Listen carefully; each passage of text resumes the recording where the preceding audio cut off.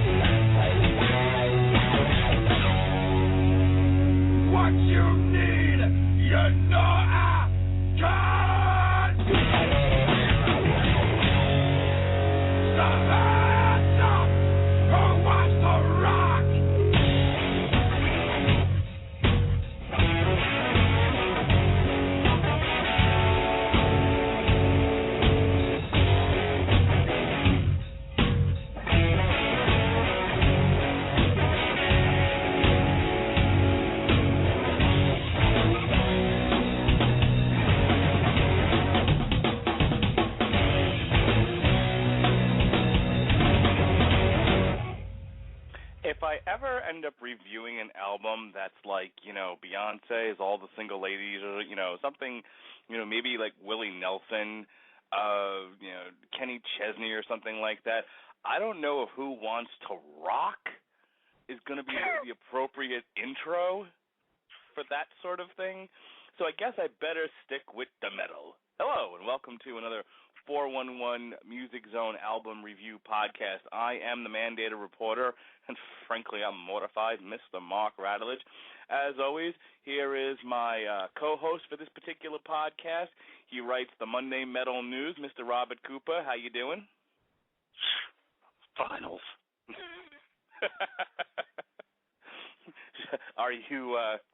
Are you just kind of sitting there with crumbled cigarettes and coffee and books everywhere and wondering why you just didn't go into professional wrestling? Is that what's going on? Yes, that's totally what's happening. Yeah, I don't miss that at all.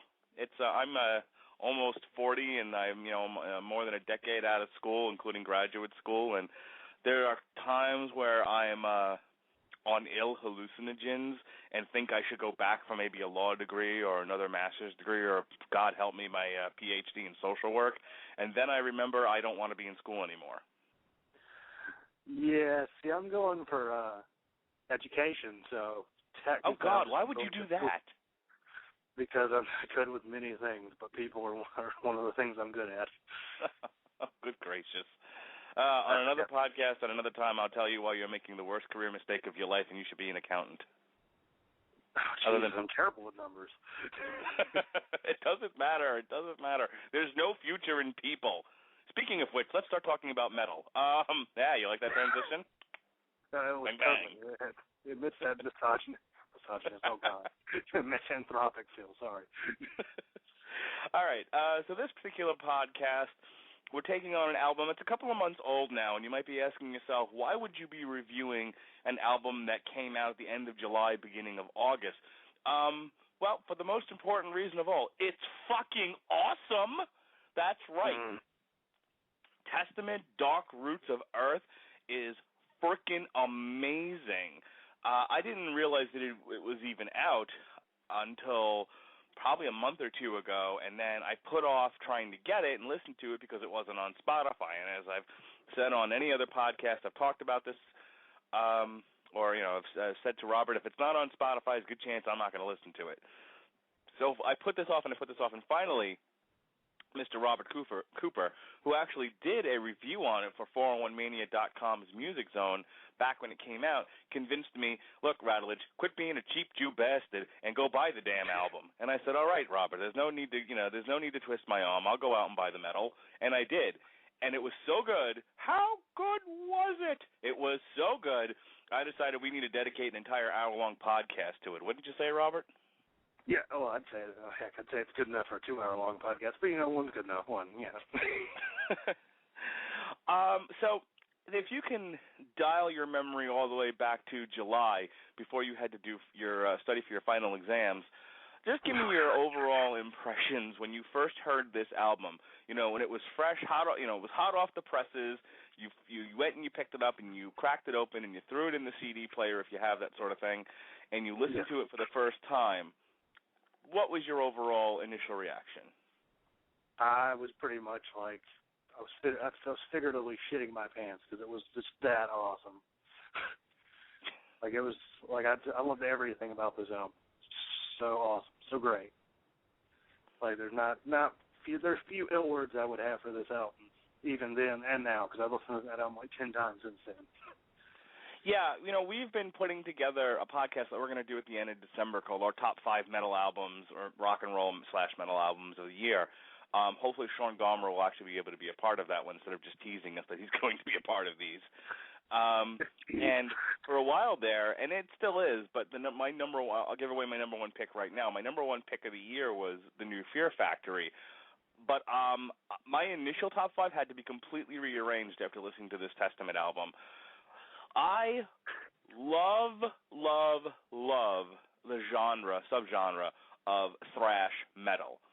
I think the race to who could play the fastest in metal history that was eventually won by grindcore / death metal extraordinaire band Napalm Death was just the greatest thing to ever happen in music. And as long as I've been around, like I said, I'm almost 40 now, I have been in love with thrash metal. And it's rare these days that you find a true awesome thrash metal album that doesn't jerk too far to the jokey side or jerk too far to, they're playing fast, but there's no good musicianship there. It's just fast for being fast's sake. Testament Dark Roots of Earth hit all the right notes across the board. Excellent musicianship, really, really, really fast, thrashy music, and a lyrical content that drew me in. That was my impression, Robert. Why don't you talk to me a little bit about some of the specifics that you picked out of this album that made it so good? We're talking like just themes or songs? Some generalities, and then we'll hit the songs one by one. Yeah, let's see, just things in general that got me going. I really love the guitar solos. I mean, you got Eric Peterson, Alex Skolnick. You're not going to go wrong with either of them. But, yeah, they both had really good solos. The vocals were really good. Naturally, I love Chuck Billy. The drums were even better than last time, because last time they had Paul Bustaff from a Slayer fame. And now they have Chuck Billy, who's like, not Chuck Billy, what's his name? Fat one. Gene Hoglan? Damn it. Yes, Gene Hoglan. That guy, the fat one. Yeah, him. He was like in Joey Fatone? Sorry, go ahead. No, not Joey Fatone. Well, I was going to make more NSYNC references, but that was my childhood. But yeah, I think everything in this album, like even just the separate instruments themselves, were very well played together. They were really well done. The lyrics were very good, and there's really not like a bit of the songs that feel out of place, besides maybe like a few moments where I felt they could have maybe wrapped up a little. Yeah. I would say there was a lot of different kinds of songs on this album. Obviously, it was heavy. Obviously, it was thrashy. But there was a couple that, had some nice instrumental parts to it, some where they slowed down the tempo and it wasn't just a million miles an hour for 9 songs. This one actually sold over 20,000 copies in the U.S. the first week of its release, and it reached number 12 on Billboard's 200, which is Testament's highest U.S. chart position to date. So it's pretty good. I think a lot of times people forget about metal and they go, "Oh, metal doesn't sell anymore," but it does. It may not be often talked about with the musical pundits out there and on top 40 radio, but it still sells. People still listen to it. Yeah, that it sold pretty well. I'm trying to think. I don't think it's the best-selling metal album of the year. It's close. Mm-hmm. I think if you want to count Rush towards metal, that would be number one. Okay, I don't count Rush towards metal. Rush was an awesome band, but metal it is not. That's like saying Jethro Tull is metal.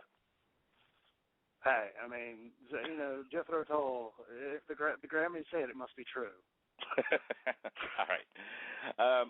we are going to talk about the songs one by one. Now, last time when we did the Black Country Communion podcast, we kind of talked a little bit about the songs, and then we would play them and then talk about them again. We're going to change things up a little bit on this podcast. I'm just going to play the song, and then we're going to talk about it. So this started right off on the right note. This is one of my favorite songs on the album. It's the first track. We're going to go one by one in order. This time I got it right, Rabbit. I don't get mad no more. I got them straight in order, 1 through 9. Gosh darn it. All right. So I'm not going to mess this up. All right, here it is, Testament. First track, Rise Up.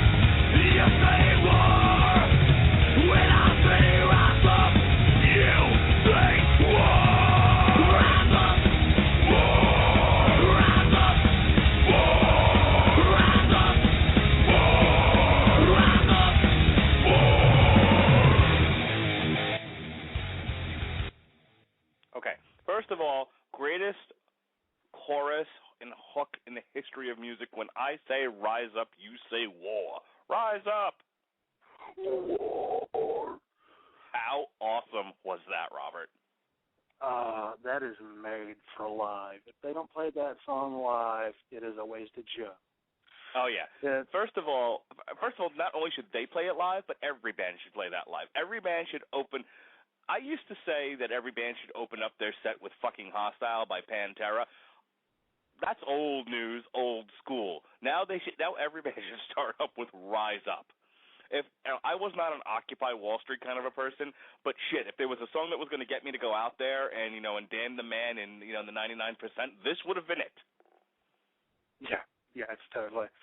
Like, I went and bought this album. I bought this thing first day. Like, heard like the first single, downloaded it. I was like, oh, this is gonna be awesome. So I scrounged up like $8 and change, and I was in the car with my buddy to go get it from Best Buy. We just popped this thing in on the way back to my house. I was like in love after the song. It is awesome. It's got that real it's got like a really energetic feel. Which, I mean, yeah, it's thrash, it's Testament, it's gonna be kind of energetic. But this was just like, this had like a lot of punch to it. Like, it just made me want to get up and like punch something. Oh, yeah. It's funny you mentioned that. I had the same reaction. I was like, wow, it's a good metal song when the first thing you want to do is get up and punch the person next to you, which is why I don't play this song around my daughter.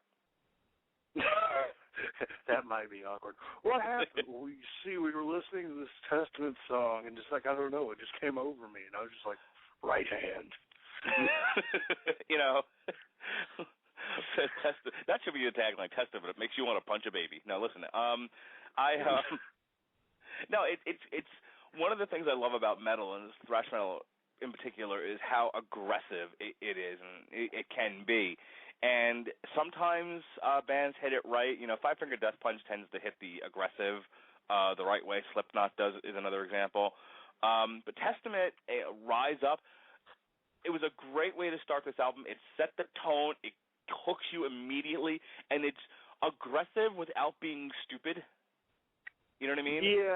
Yeah. You know, there are certain songs where, like, I think it's Austrian Death Machine, which I love, by the way. But Austrian Death Machine, exactly. I need your boots, your clothes, your motorcycle. Your motorcycle. You know, they've even said, the singer of All That Remains, who is in Austrian Death Machine, is like, it's just aggression for aggression's sake, which is fine and it has its place. But when there's aggression mixed with like a socio-political message and it's serious and it isn't just there to kind of get you up and moshing, but moshing would be appropriate, it's a perfect song. Yeah, I think this is like one of my favorites off the album. Like I'm kind of torn on what's my favorite because they're all so good. Yeah, it's a rough one. I mean, like I said, I'm always going to be partial to the really, really fast. You know, I said "Fucking Hostile" used to be like one of my favorite songs ever. You know, I always have a phrase. I tell my wife, "Yeah, that's my walkout music." Yeah, for a while there, "Rise Up" was absolutely my walkout music for life, and it has eclipsed. It's in the "Fucking Hostile" sort of top 10 for me. Okay. So the second song on Dark Roots of Earth is Native Blood, which I believe is the one they did a music video for, if I'm not correct, if I stand correct. It was a very good video. Okay, great. So we'll talk a little bit about the video in just a moment after we hear track 2, Native Blood.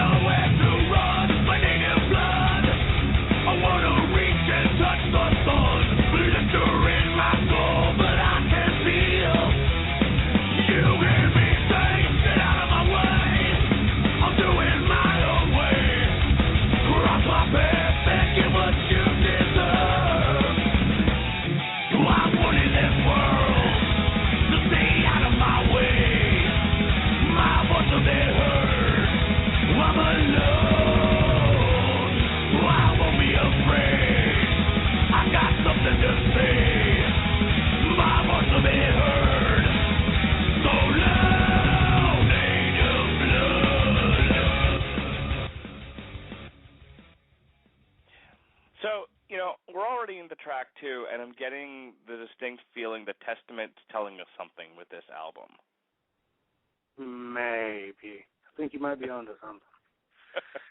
So what do you know about the message of this album? I mean, skipping ahead here. Rise Up, Native Blood, True American Hate, Dark Roots of the Earth. What are they? Man Kills Mankind. You know, these are...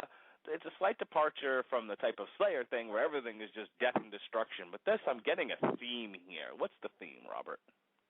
I'm kind of getting a theme of, I guess, man killing. Basically, man killing, man subduing things. Man's not exactly the nicest horse in the barn.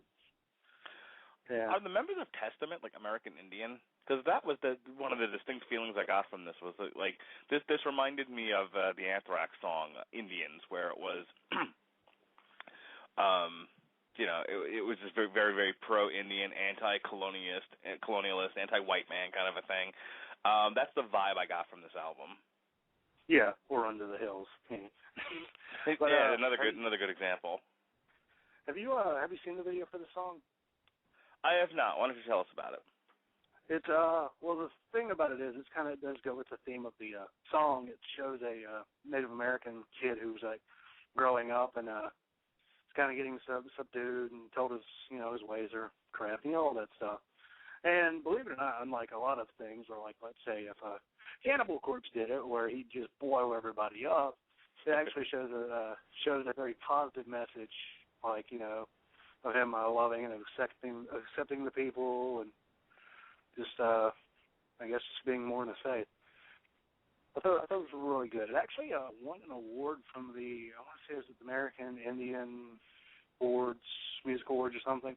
It won Best Video. That's pretty cool. And people can check that out if they read your review on 401mania.com in the Music Zone, or check it out on YouTube. That's the video for Native Blood. You know, it's so hard for me to get into music shows where they show videos anymore. So if I find a video, it's only because I'm in the Music Factor Fiction and I have to watch it, or it's made some sort of news, which means I've had to recently watch a Nicki Minaj video, and I apologize for that. Thing. She makes me long for the Judas Cradle. You know, it's funny, when I offered to do the Music Factor Fiction, I specifically said, look, if you've got metal questions, put me in. And literally, I've had to do like Pitbull, Men in Black, Nicki Minaj. You know, I've had to answer questions about the Rock and Roll Hall of Fame, and I'm like, this is not what I agreed to. Yeah. Every time I do like buy or sell, I think I tell Jeremy, I'm like, hey, can you find some metal? He's like, sure, I'll try. But, yeah. I think last time I did Factor Fiction, I got Sabbath, so I got lucky. Okay, so let's move on to now the tempo of the album changes here with the title track. This is Dark Roots of Earth.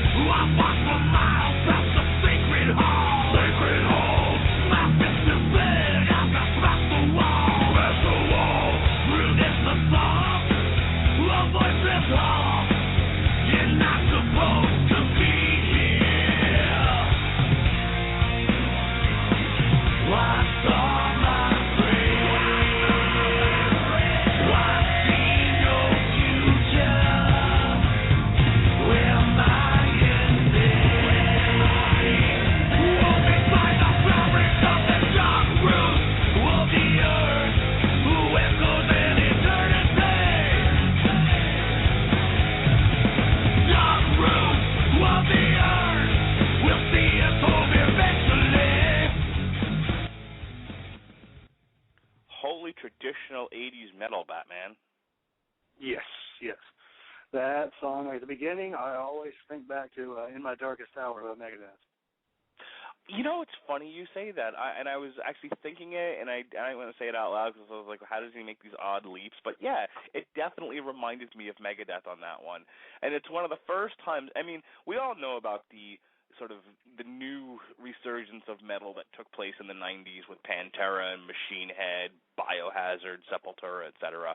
And it was a departure from the metal of the 80s, you know, and I'm not talking about the hair metal, you know, Poison, Motley Crue, etc. I'm talking about Testament, Slayer, Overkill, etc.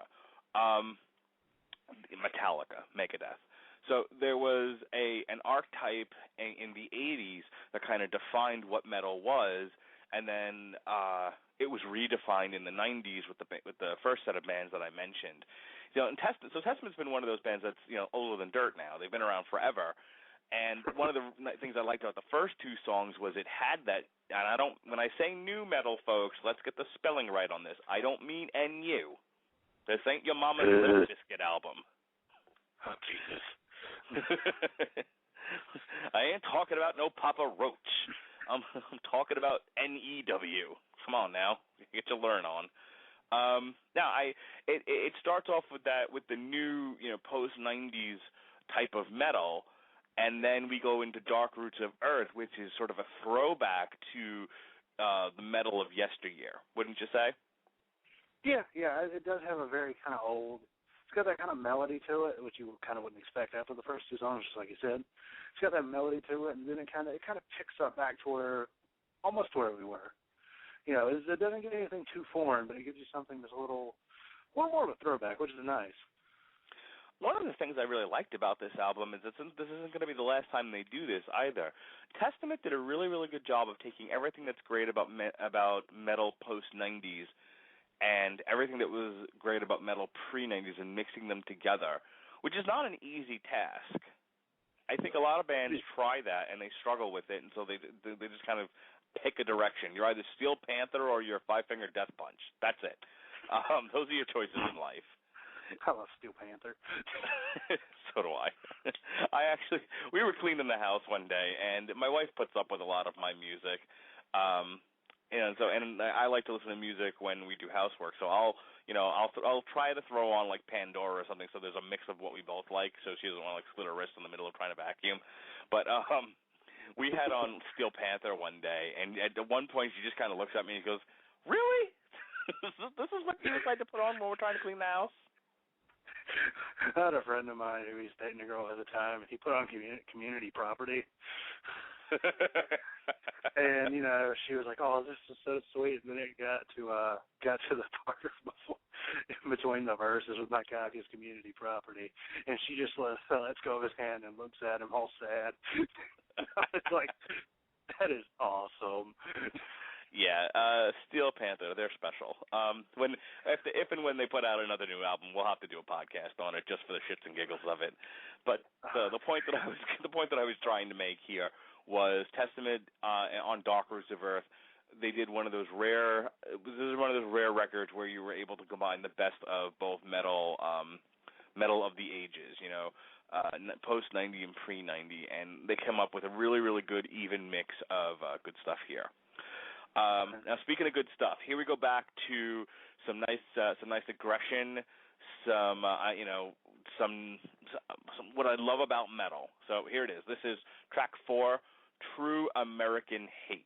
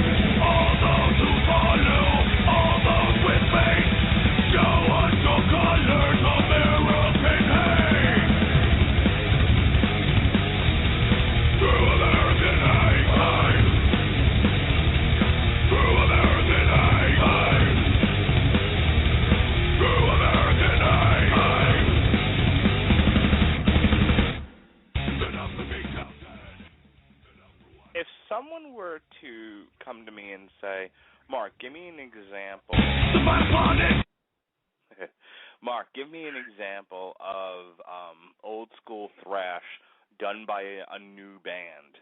I would direct them to this song. This was the very essence of old school thrash. Well, I don't know. I wouldn't say they're a new band. No, they are not a new band, not by a long stretch. But my point is, it's a new album, and so this is where I would send them. Yeah, I was about to say, because if I were going to send them from a new band, I'd give them Total War by Warbringer.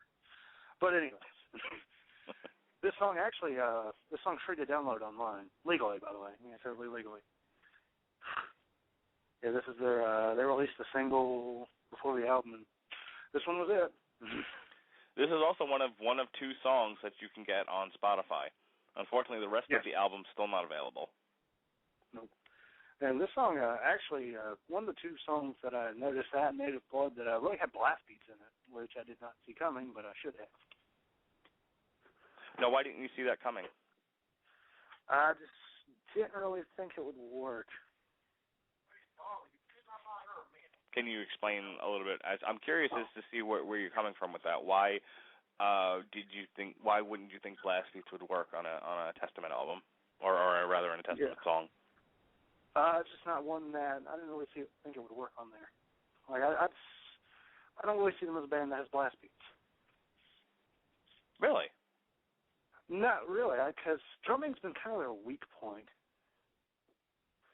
I think if you look at all the others, if you look at like everything that they've kind of had their discography, I wouldn't think drumming's been like the stronger point, especially their classic albums.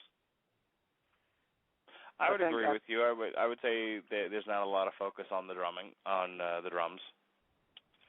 Yeah, I mean, this isn't the first album Gene Hoglan's been on in the band, though, which is something I did forget to mention. Is there a different producer working with Testament this time around than on previous albums?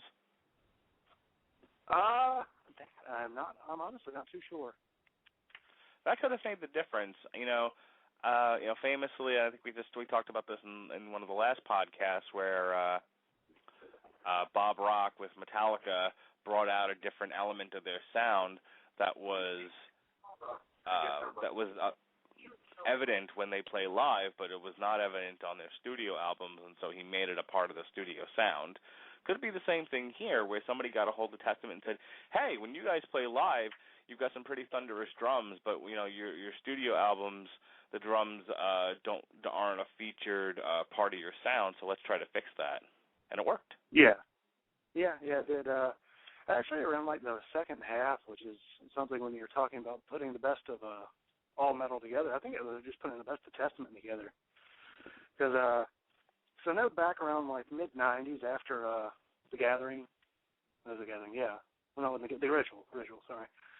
The Ritual, which is kind of their like a Metallica Black Album phase. Like I'm not saying I like it a lot more than the Black Album, but it's that same sort of deal. Like they kind of went to more of a Sado death metal type of thing, which is where Gene Hoglan played on Demonic, and I think that's kind of where we get this a little bit more of that death metal feel. Kind of like his vocals are a little harsher, and the drums are a little faster.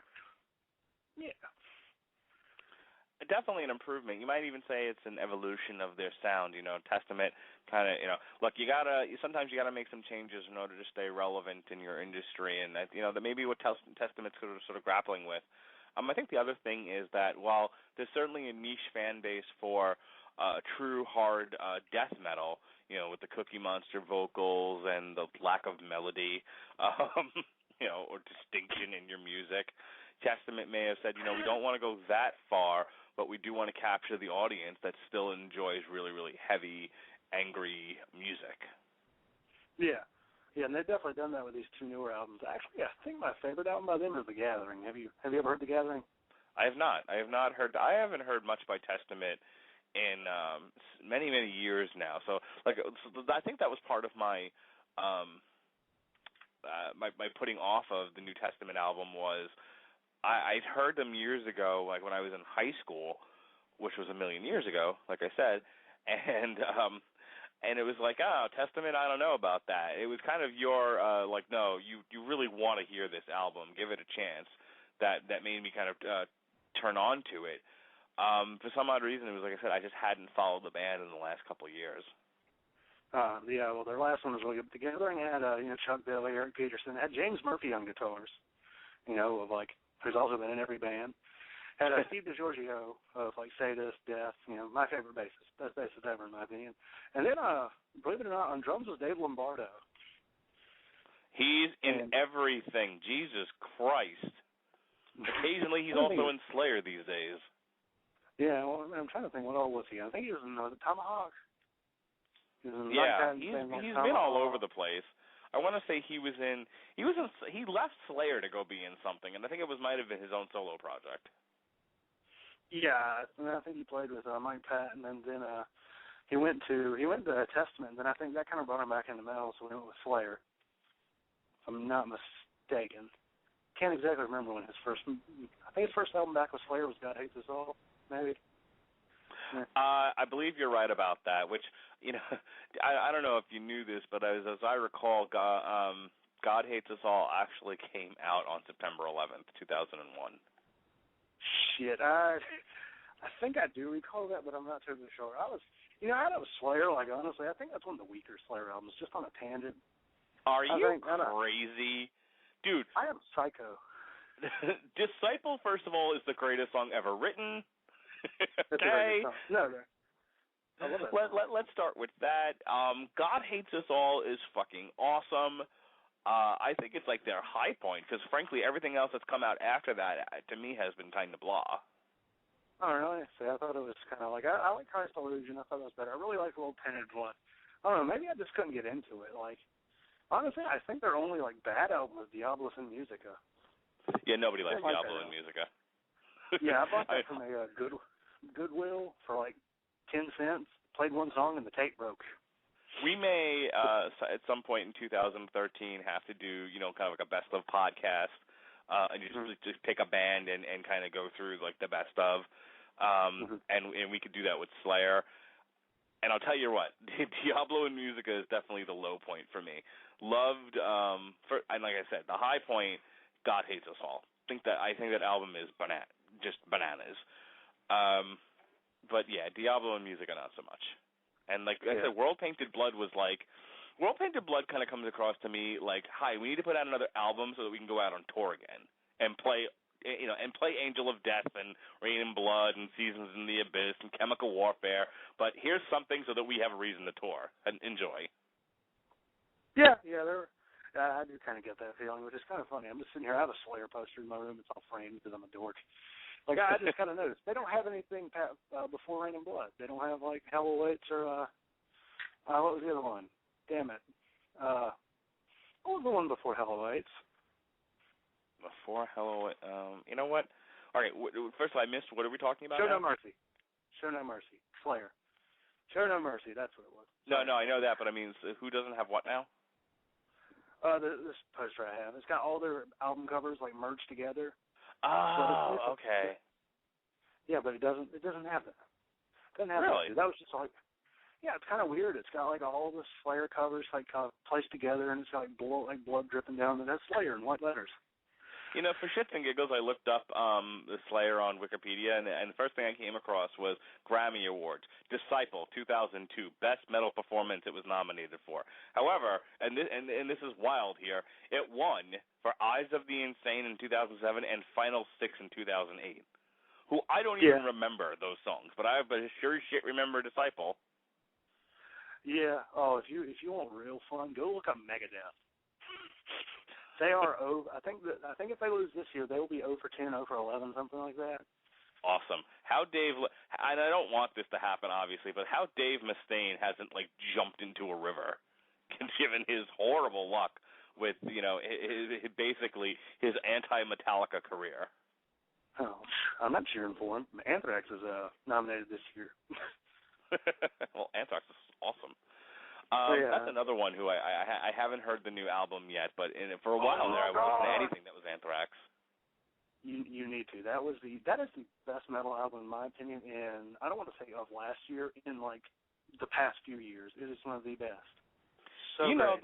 The last album I even remember by them was The Best of Both Worlds.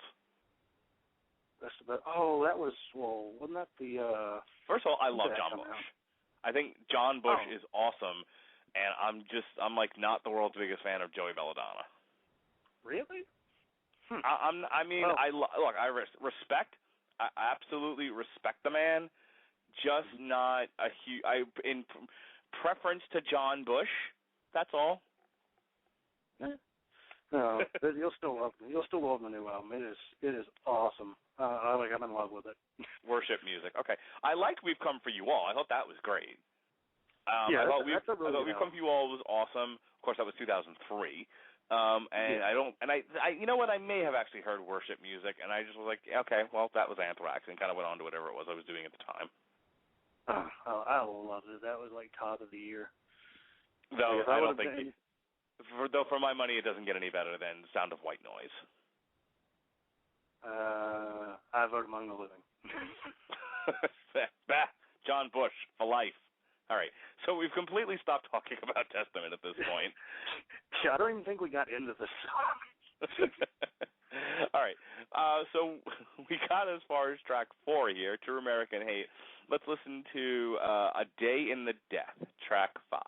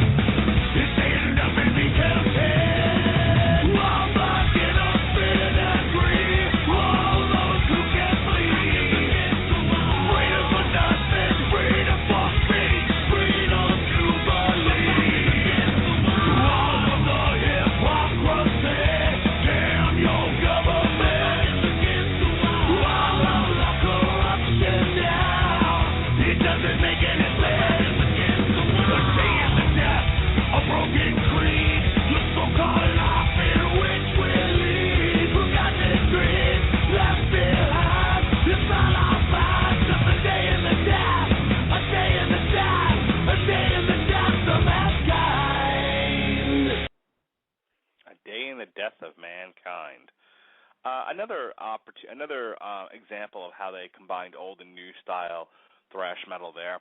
I really like it. So that was about half of the song right there before they got to that part of the chorus. It's good stuff there. Sounds almost like a theme song for something. Yeah, I could see totally like Vinnie Mac in 2001 ponying up some money for that track. Absolutely. Yeah. Sorry, I'm being distracted by other things to get my wife for Christmas. I got you. Okay, so this next... one thing, I was just about to talk about the intro for a second. Yeah, please. Yeah, I thought the intro was awesome because it's not often that you really get I don't want to say it's not often you get a bass intro, but bass intros aren't exactly the main focus of most albums. But I thought Greg Christian did a pretty awesome job with that bass intro. There's a whole lot of wind. Yeah, you're absolutely right. The bass intro isn't something you see in a lot of songs, but it's a welcome addition any time that it's done and it's done correctly. I guess sometimes you get a bass solo and it's just like, oh, this was awful. But in this particular instance, I thought it really added something to the song. Like I said, it's about 5 minutes and 40 seconds, and I really, really like the sort of journey that it takes you on. And how it builds up to them finally saying, a day in the death of mankind. And then we're right back into it again. I like the journey that it takes you on. Yeah, and it's all set up by that solo because it starts out that intro, and then it kind of drums and the guitars kind of start slowly coming into dun dun, and then it's slowly, and then it just starts. It's a really good progression. It's kind of a journey, just like you said. Good stuff. All right. Moving on to the next one. I mean, look, I know it almost sounds cliche, but if there was a ballad on this song, this next one is probably it. This is Cold Embrace. Yes.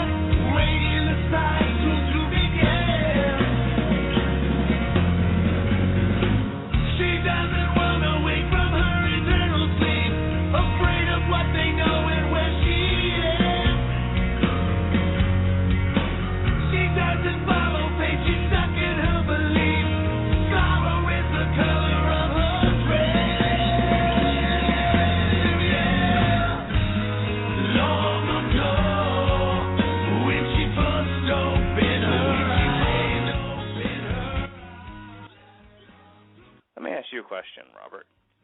What is your take on metal bands doing ballads, like serious, hard, thrashy, angry, violent, punch you in the face, testosterone-y metal bands, taking some time to explore their softer sides and doing a ballad? How do you feel about that? It depends on how it's done. Like Testament, like when I first heard the song, I'm like, it's kind of ballady. And then I thought back to like what I know about Testament. I have one album on cassette, Practice What You Preach. They have a song called The Ballad, for Christ's sake. And what is it? It's a ballad. The best song off the Ritual is Return to Serenity, which is kind of a ballad. And this song, like the only gripe I have about this song is that it goes a little long, but the guitars are great. Ballads are not necessarily an evil. Like, nothing else matters. A lot of people shit on that song. I love that song. I sing along to it all the time. Hell yeah, and I'm a manly man. So, like, ballads are not necessarily an evil. It's when the band discards basically their entire sound, which I know Metallica kind of did discard a little bit of their sound for Nothing Else Matters. They were experimenting.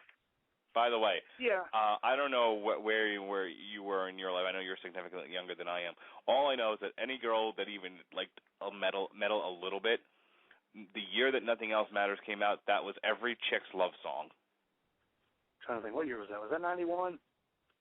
Something like that. Yeah, I was born at the end of 91.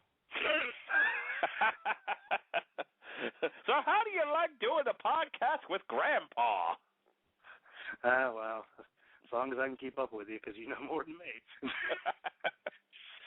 But yeah, ballads aren't necessarily evil. It's just when they don't do a a ballad that's in their style. Like, I think this is done in enough of a style that suits Testament to where it's not really noticeable. Yeah, it's kind of softer, it's kind of slow, and like I said, it is a bit long. But overall, it's not really offensive. It's actually quite good. Yeah, I think, I recently turned in my review for Green Day's Dose, and I said, instead of getting upset that Green Day didn't produce an album in the sound genre that you wanted them or that they say that they're in, just, take it for what it's worth. And I feel that way about ballads. I mean, just because you're a thrash metal band doesn't mean you can't write good music in another way. And so when a band puts on a ballad, look, they don't have to, and they shouldn't feel like they do. And if it's just forced on there, shoehorned in there, to make a studio exec happy, then they're doing it for all the wrong reasons, and it'll probably sound like that. But yeah, good musicianship is good musicianship, and a good song is a good song. And so, like this one's fine. This one's good. I didn't get particularly bored with it. I like how it kind of reminds me of a slower Cemetery Gates. It just, it's still got that punch to it without necessarily being aggressive. And again, I'll accept anything by a band if it's written well. Yeah. What does Chris Rock say? I'll eat a pig's ass if you cook it right. That works for me. Yeah. I think what really carried the song was one. Well, Chuck Billy did a good job, and the guitar work was really, really nice. The two guitarists, they worked really well together. Kind of made like kind of a gentle melodic sound, yet still kind of having enough of an edge so I can still tell they're a thrash band. Yes, it didn't turn into Cat Stevens, which was good. Oh yeah, you mean Joseph Islam? All right. As we close out Dark Roots of Earth, now we're only doing the regular studio version of the album. I know there were different versions that had extra tracks on them, covers and whatever, and Mark loves his covers, but we don't have that kind of time, so we're only sticking with the 9 studio tracks on the album proper. That being said, after the album slows down for almost 8 minutes with Cold Embrace, yes, we pick right back up again with the last 3 tracks, starting with Man Kills Mankind.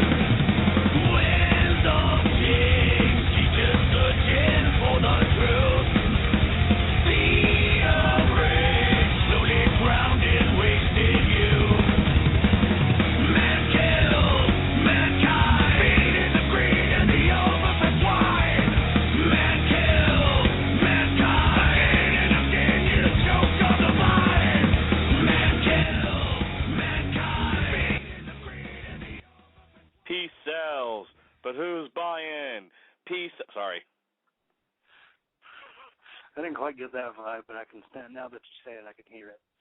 It will not be able to be unheard. I'm telling you, man. You take the vocals out of that, and they're doing, that's totally Peace Sells. But who? Sorry, not Peace Sells. Peace Sells, but who's buying? Yeah. Peace Sells, but who's buying? Hey, Dave Mustaine. Dave Mustaine definitely, what's the word I'm looking for here? Consulted on this album. But seriously, folks, the roots of thrash metal come from punk rock, and when you think punk rock, unfortunately, you also think Circle Pit. And there's one thing I hate about the moshing culture, it's the Circle Pit.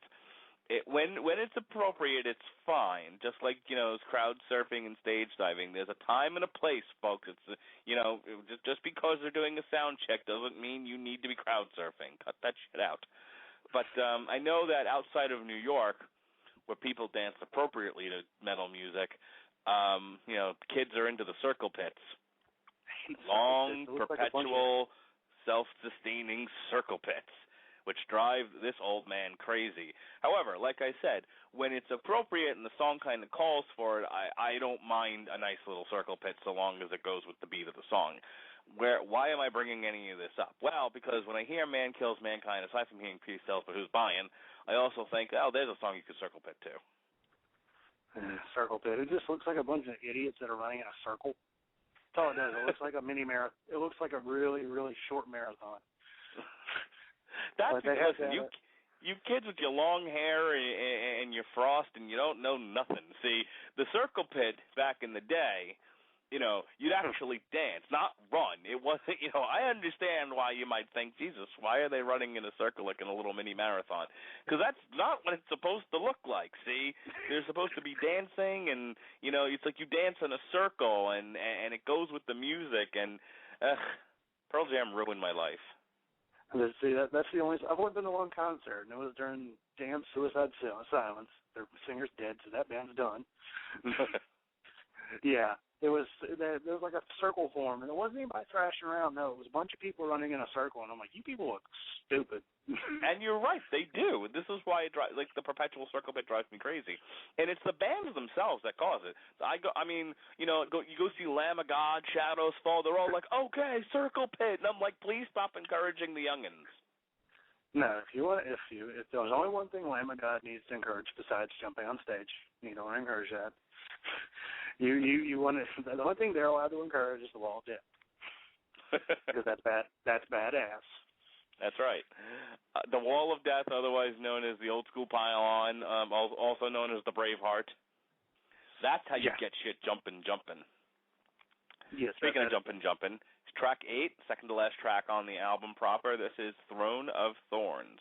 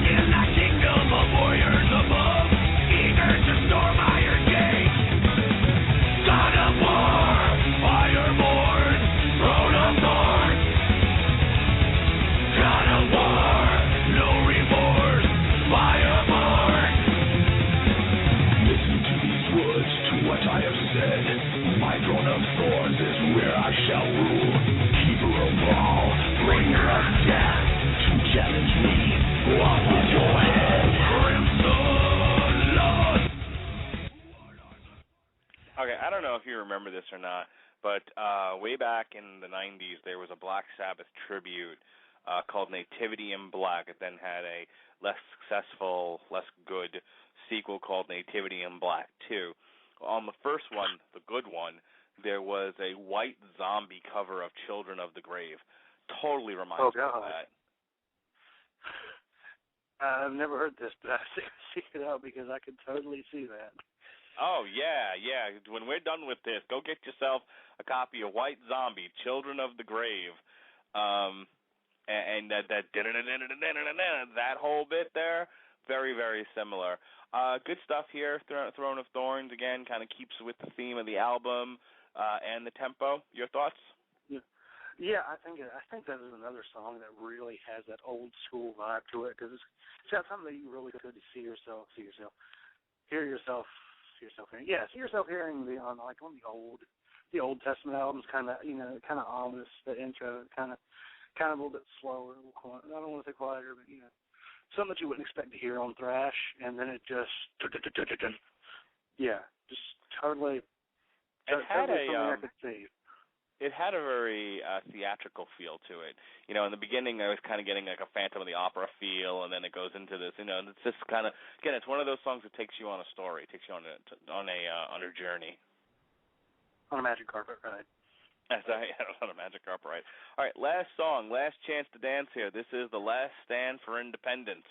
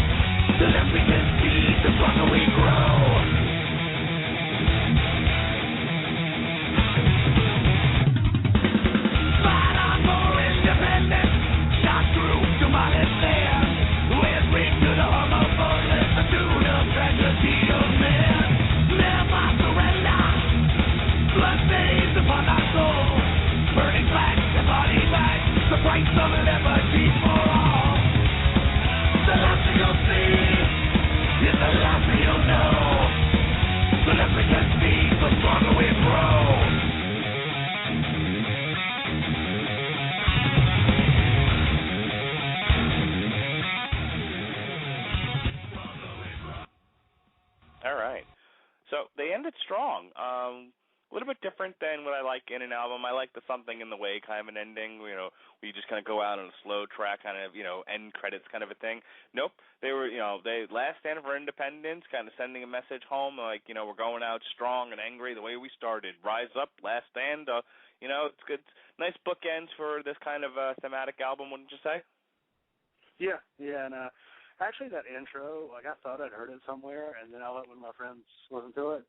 And my friend Josh, and I have to do my Josh impersonation. It's like, damn it, cool. Nope, not going to listen to that. Nope, not going to. I'm like, why? He's like, it sounds like the song from the last album. I'm like, yeah, it kind of does. It has that. Yeah, there's a song, Henchman Ride. I don't think you need to listen to the last album, too. It was really good. But it has that same kind of feel, that kind of like the drums and the galloping guitars. Yeah, it kind of has that same feel. But yeah, this was a really good bookend, like. I do kind of like the same way you do, kind of like that, kind of like, a little bit of a slow send-off, but this is a thrash album. I mean, Damage Incorporated is the Master of Puppets. Can't really complain. There is a precedent. You're absolutely right. So that's it. That is Dark Roots of Earth by Testament. I would definitely give this a solid A-. I think you gave it an 8.5 as your 9. Review on 411. Give it a 9. Give it a 9? Okay. Yeah, I really, really solid album. There's not a bad track on here. Look, I often kid like, that kind of sounds like this, that sounds like that, but that's okay. Look, there's only so many ways you can manipulate a guitar. Yeah, Tony Iommi's done them all. There you go.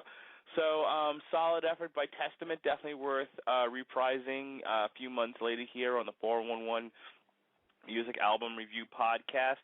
And that wraps it up for 2012. We got kind of a late start with these. I didn't start thinking about doing these until a few months ago, and then we sort of put this all together. We'll start back in 2013 with some new albums, kind of keep them a little bit more timely and not review albums from 6 months ago. But before we send off the year, before we end the year, Robert Cooper, Sean Garmer, and I will be back last week of December while I'm on my staycation. That's right. For the first time, and I don't know how the fuck long, I will be going on a staycation from work. I normally go on a vacation where I take a week off, but I go somewhere and then I go back to work and I'm like, what? I'm still exhausted. So this time I'm going on a staycation. I'm staying home. I'm going to do some yard work. I'm going to get a haircut. That's right.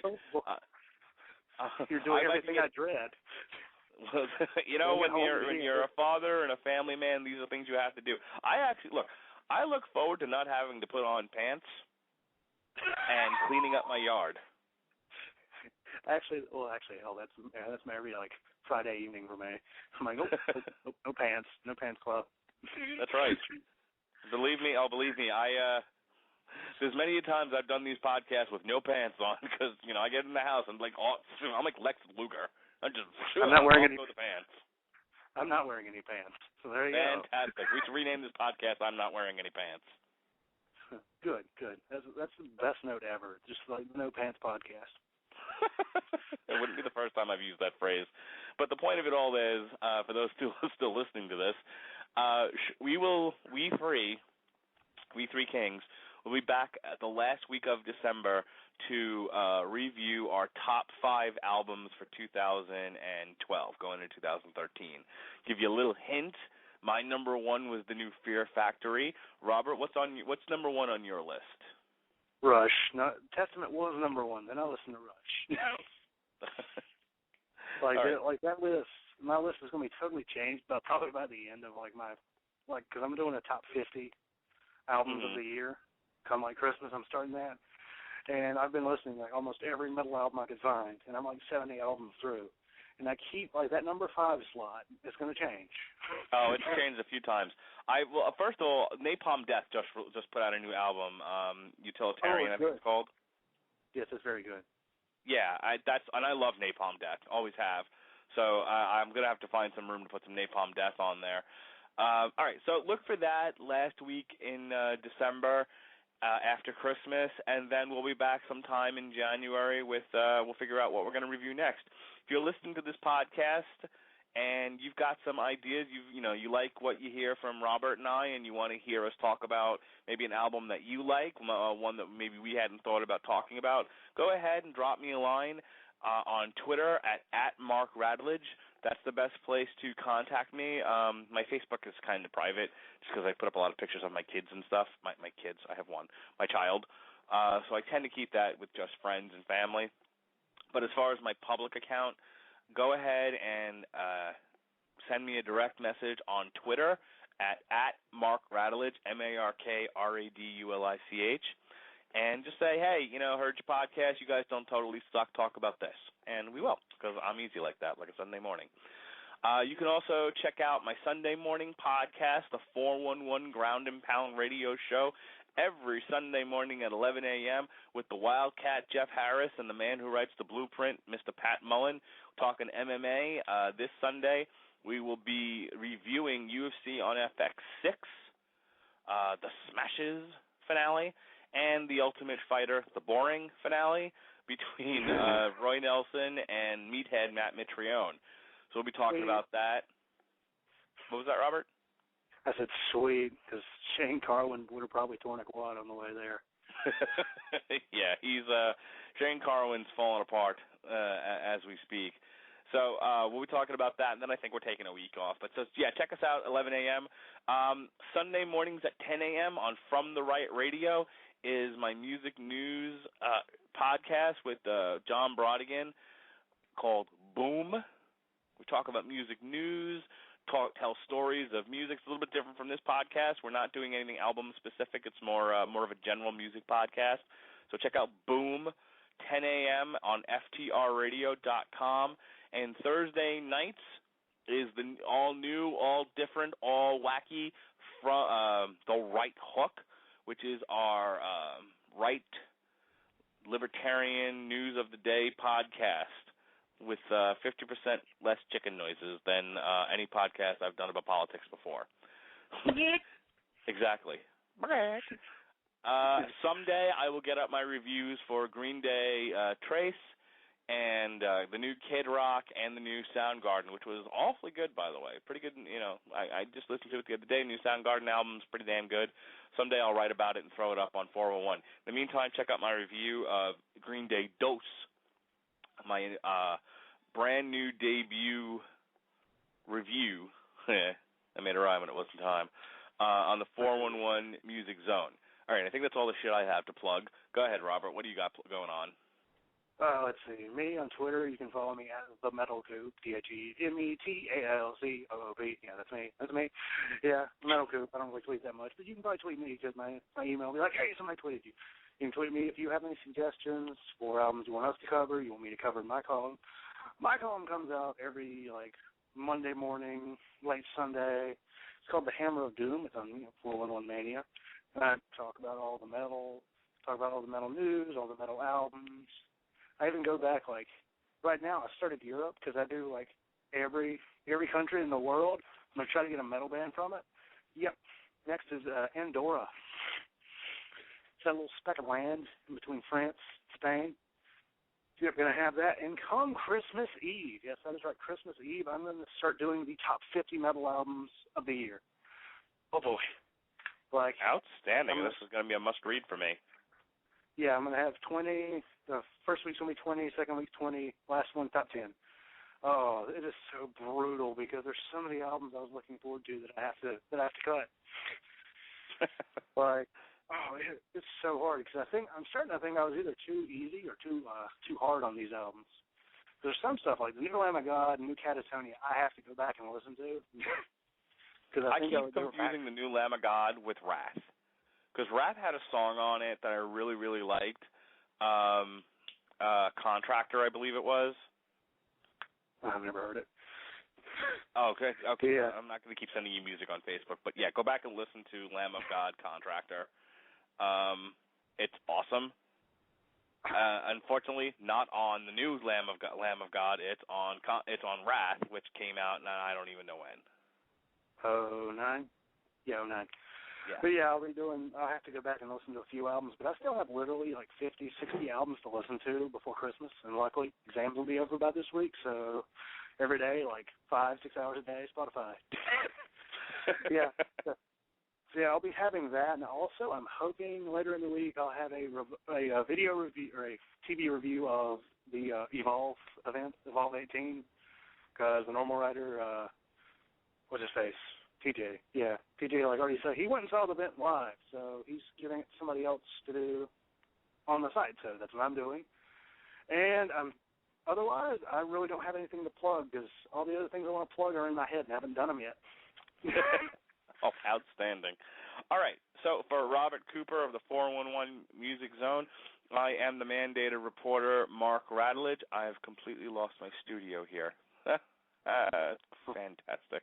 Let's try that again. Good stuff. Technical difficulties. I love them. Here we go.